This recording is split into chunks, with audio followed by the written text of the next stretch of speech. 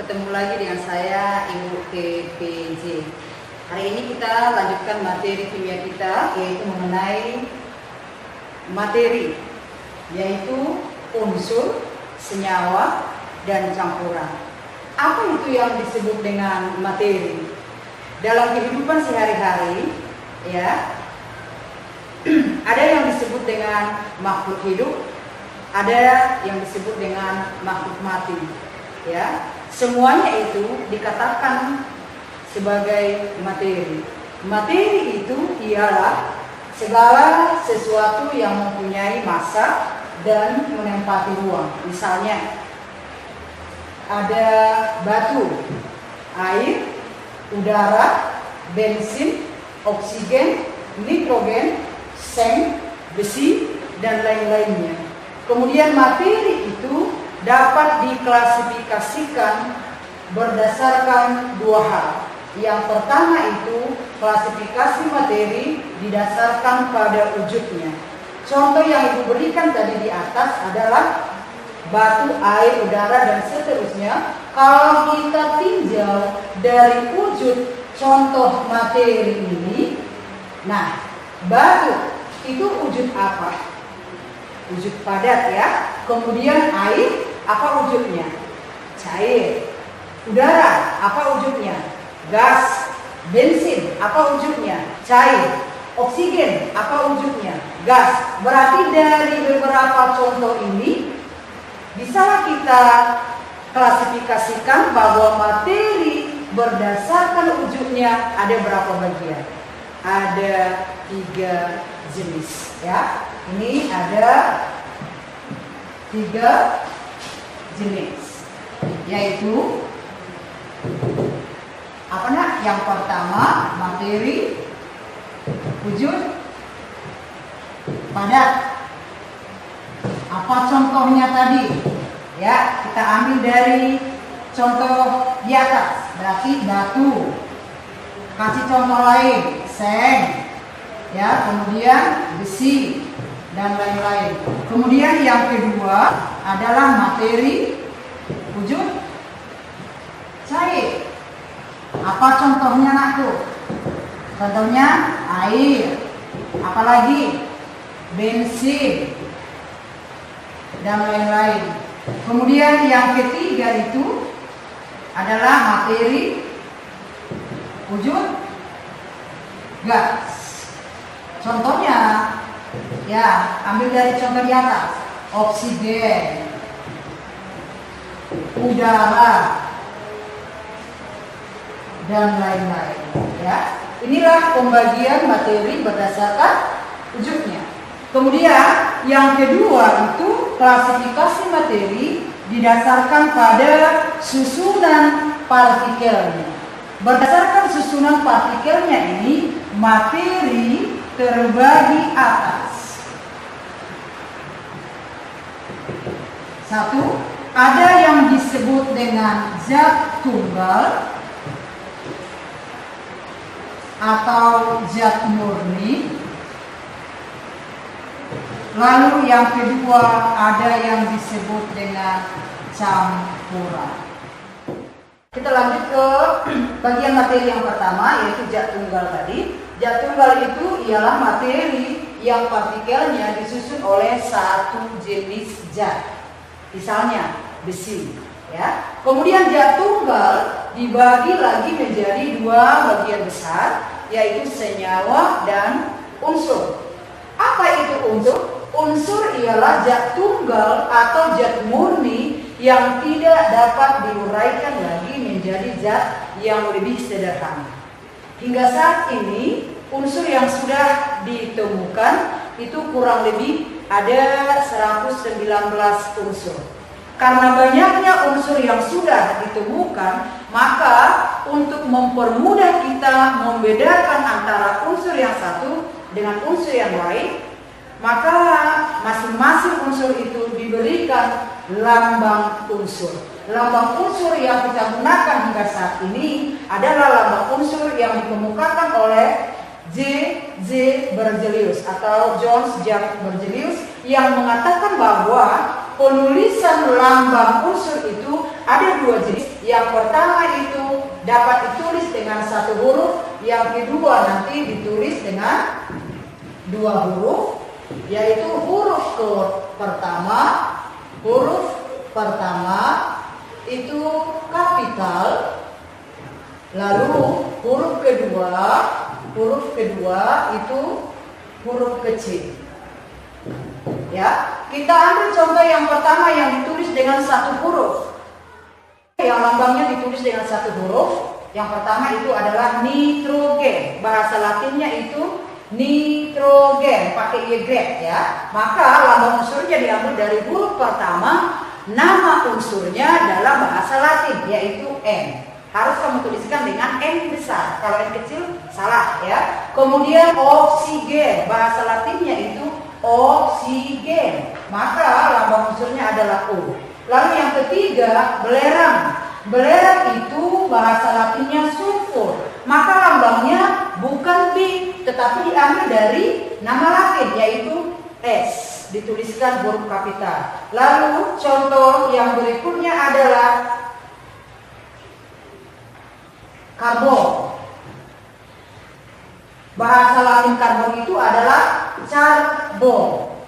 Jadi lambang unsurnya bukanlah K, tetapi C besar. Lalu kita lanjut ke penulisan lambang unsur yang kedua. Menurut JJ Berzelius itu bisa dituliskan atau dituliskan dengan dua huruf, yaitu huruf kapital dulu baru huruf kecil. Misalnya aluminium, ya, bahasa Latinnya juga aluminium, maka lambangnya A besar kemudian R kecil. Jadi diambil dari huruf pertama dan huruf kedua. Lalu contoh yang kedua, besi. Besi itu bahasa Latinnya itu ferrum. Maka lambangnya diambil dari huruf pertama dan huruf kedua dalam bahasa Latin, sehingga simbolnya atau lambang unsurnya adalah F besar lalu E kecil. Kemudian magnesium. Magnesium bahasa Latinnya juga magnesium, maka di sini lambang unsurnya diambil dari huruf pertama dan huruf yang ketiga, M besar, G kecil. Kemudian sen misalnya, sen itu bahasa Latinnya zinc, maka diambil dari huruf pertama dan huruf ketiga dalam bahasa Latin, sehingga simbolnya Z besar lalu N kecil dan lain-lain. Nanti bisa kamu lihat di sisi senyawa. Zat tunggal yang kedua yaitu senyawa. Apa itu senyawa? Senyawa ialah zat tunggal yang dapat diuraikan menjadi zat lain yang lebih sederhana melalui reaksi kimia. Nah, kalau unsur tadi tidak dapat lagi diuraikan, maka di sini senyawa adalah zat tunggal yang dapat diuraikan menjadi zat lain yang lebih sederhana, dalam hal ini menjadi unsur. Kenapa demikian? Karena senyawa itu merupakan gabungan dari dua atom atau lebih yang berbeda atau sejenis. Ada di sini istilah berbeda dan sejenis. Kalau atom itu bergabung maupun sejenis maupun tidak sejenis, itu disebut dengan istilah molekul. Apa tadi itu molekul? Molekul ialah gabungan dari atom-atom yang sejenis maupun tidak sejenis.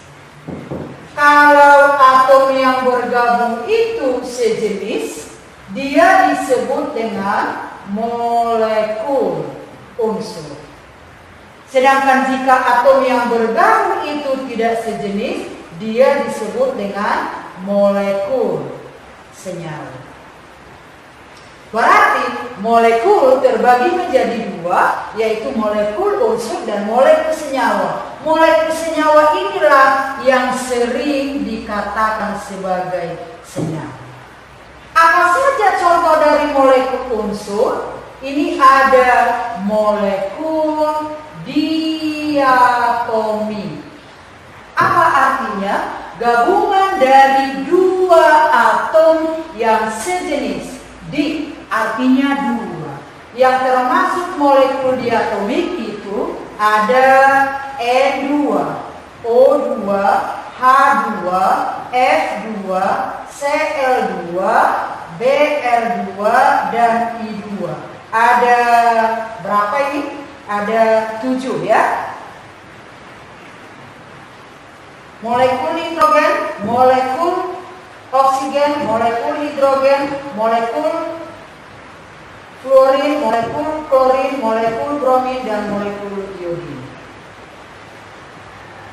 Lalu ada lagi yang disebut dengan molekul triatomi.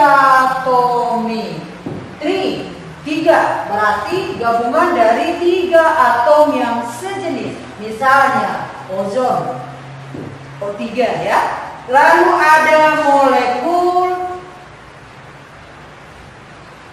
tetratomi. Berarti terdiri dari berapa? 4 sejenis. Misalnya P4, molekul fosforus. Kemudian ada molekul oktatomi, yaitu S8. Lalu dari triatomik sampai ke oktatomik ini sering disebut dengan molekul poliatomik, artinya banyak.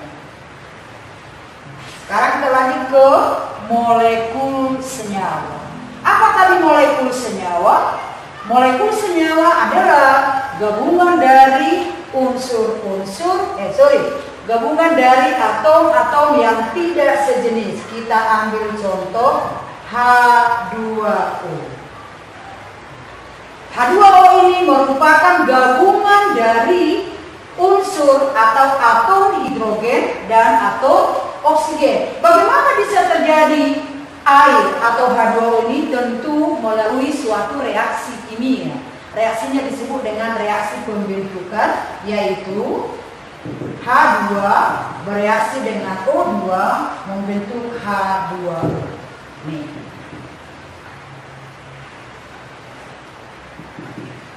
Ini disebut dengan reaksi pembentukan. Nah, tentu yang kamu boleh perhatikan di sini adalah senyawa itu merupakan gabungan dari beberapa unsur, ya, di mana setelah unsur tersebut bergabung membentuk satu senyawa, maka sifat-sifat dari unsur tersebut itu akan hilang. Misalnya, contoh lain ada garam, ya, NaCl. NaCl ini adalah rumus kimia dari garam dapur. Tentu semuanya kalian mengenal garam dapur. Garam dapur itu rasanya asin, bentuknya kristal, berwujud padat. Ini biasanya kita gunakan untuk masakan ya. Nah, yang kita gunakan dalam kehidupan sehari-hari ini berasal dari unsur natrium dan klorin. Nah, kalau kita selidiki satu persatu unsur penyusunnya ini, Na itu atau natrium itu kalau kena di kulit itu mengakibatkan gatal. Coba kamu bayangkan, begitu bersenyawa dia dengan klorin, maka terjadilah suatu kristal yang rasanya asin dan yang sangat kita butuhkan. Maka di sini ciri-ciri dari senyawa itu adalah sifat awal dari unsur penyusunnya itu hilang, terjadilah sifat yang baru setelah dia membentuk senyawa. Contoh lain misalnya, berarti di sini NaCl terdiri dari unsur apa? Unsur Na. Ini apa namanya? Natrium. Kemudian unsur apa lagi? Cl. Apa namanya? Klorin. Contoh lain misalnya gula, ya. jumlah, yaitu C6H12O6. Ini namanya glukosa. Nah, kalau yang bertanya ini terdiri dari atau senyawa glukosa ini adalah merupakan gabungan dari berapa jenis unsur? Ada 3 jenis, yaitu unsur C. Apa tadi itu C? Karbon. Lalu unsur H, hidrogen. Dan unsur yang ketiga adalah oksigen, O. Lalu berapa jumlahnya? Jumlahnya itu terdiri dari ada 6 atau karbon, kemudian ada 12 atau hidrogen, dan ada 6 atau oksigen. Akan kembali tadi air itu ditulis rumus kimia atau rumus senyawanya ditulis H2O. Kenapa kita katakan dari senyawa? Karena dia merupakan gabungan dari 2 jenis unsur, yaitu unsur H atau atom H dan atom O. Berapa jumlahnya? Ada 2 atom H-nya dan ada 1 atom O. Begitu seterusnya sampai di C6H12O6. Coba kita ambil contoh yang lain, misalnya asam cuka, ya. Asam cuka. Ini senyawanya ditulis CH3COOH. Ini disebut juga dengan rumus kimia. Ya, rumus kimia. Lalu perhatikan di dalam rumus kimia ini, rumus kimia senyawa ini ada yang disebut dengan indeks, ya. Ada yang disebut dengan indeks, ada yang disebut dengan koefisien. Indeks itu adalah angka yang ditulis di sebelah kanan lambang unsur bagian bawah. Di sini. Di sini tidak ada dituliskan, berarti itu kita artikan ada angka 1. Kemudian indeks untuk H di sini ada 3. Indeks untuk C di sini 1. Untuk O 1, 1, 1. Lalu koefisien itu adalah angka yang ditulis di depan rumus kimia. Tadi ini keseluruhan disebut rumus kimia dari asam cuka. Lalu mana depannya? Di sini. Sekarang kamu perhatikan di sini tidak ada ditulis angka. Maka itu kita artikan angka 1. Berarti di sini koefisiennya untuk asam cuka ini ada 1. Maka diartikan, ini dasarnya untuk kimia. Diartikan kalau ditulis seperti ini berarti kita artikan atau kita baca 1 molekul. Kenapa dikatakan istilah molekul? Karena ini tadi gabungan dari beberapa atom yang tidak sejenis. Tadi gabungan dari beberapa atom, baik itu sejenis maupun berbeda jenisnya, itu disebut dengan istilah molekul. Maka kita artikan molekul ini, gitu ya. Karena koefisiennya ada 1, maka kita artikan 1 molekul CH3COOH. Kalau kita buat terdiri dari, ya, jumlah atomnya itu sama dengan koefisien kali indeks. Itu sama dengan, berarti koefisiennya di sini 1 untuk C, ya. Indeksnya ada berapa? 1. Tapi karena ada di sini C-nya 2, berarti bisa langsung kamu satukan aja. Berarti di sini terdiri dari 2 atom C. Dari mana? Karena jumlah atom C-nya di sini 2, lalu indeksnya 1, berarti 1 kali 2. Jumlah atom C-nya sama dengan 2. Lalu lihat H. H di sini ada 3, sini ada 1, berarti 4. 4 indeksnya kali koefisiennya, berarti 4 atau H. Lalu lihat O-nya, ada 2 atom. Contoh lain misalnya asam sulfat. Ya, rumus kimianya itu H2SO4. Kalau saya buat begini, ya, apa artinya? Berarti indeks untuk H di sini ada 2, indeks untuk S 1, indeks untuk O ada 4. Lalu koefisien untuk asam sulfat ini ada berapa? Ada 2. Berarti di sini diartikan 2 molekul H2SO4 itu terdiri dari, ya, ini atom, mungkin terurai begini ya, atom H ada sebanyak berapa? Berarti di sini koefisien kali indeks. Sama dengan berapa? 2 kali 2, berarti sama dengan 4. Atom H-nya ada 4, lalu kemudian atom S ada berapa? 2 kali 1, berarti sama dengan 2. Lalu atom O ada berapa? 2 kali 4 sama dengan 8. Berarti semuanya terdiri dari berapa? Ini 14. 14 atom. Ini 4, 6, ya 14 atom unsur.